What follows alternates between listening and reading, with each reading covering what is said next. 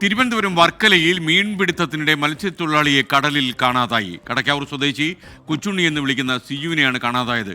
Alex Ram Muhammad വിശദാംശങ്ങളുമായി ചേരുന്നു. Alex, good morning. വിശദാംശങ്ങൾ.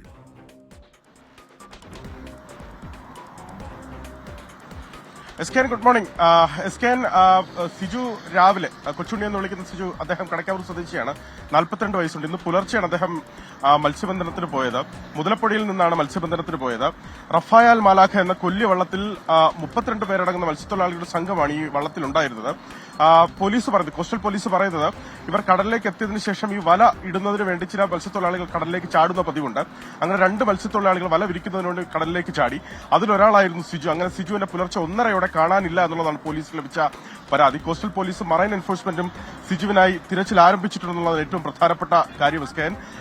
ഈ സമയം വരെ ആകുന്നു, ഇനിയും കണ്ടെത്താനായിട്ടില്ല. കൂടെ ഉണ്ടായിരുന്ന ഒരാൾ അപ്പോൾ തന്നെ വള്ളത്തിലേക്ക് തിരിച്ചു കയറിയതായി പറയപ്പെടുന്നുണ്ട്. ഞാൻ നേരത്തെ സൂചിപ്പിച്ചതുപോലെ ഈ ചിറൻകീഴ് സ്വദേശിയായ വിഭു സെബാസ്റ്റ്യന്റെ ഉടമസ്ഥതയിൽ ഉള്ളതാണ് റഫായൽ മലാഖ എന്ന ഈ കൊല്ലിവള്ളം. ഇതിലാണ് ഈ മത്സ്യത്തൊഴിലാളികൾ പോയത്. ഒരുപക്ഷെ കടൽ ക്ഷോഭിച്ചിരിക്കാം, അല്ലെങ്കിൽ തിരമാലയോ മറ്റോ ഒക്കെ തിരയടിയൊക്കെ ഉണ്ടായിരുന്നിരിക്കാം.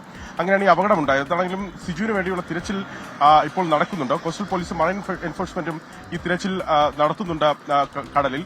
ഇവർ മുതലപ്പുഴയിൽ നിന്നാണ് പോയതെങ്കിലും വർക്കലയിലാണ് ഇവർ മീൻപിടുത്തത്തിന് എത്തിയത്. വർക്കലയിലാണ് ഇദ്ദേഹത്തെ കടലിൽ കാണാതായത്.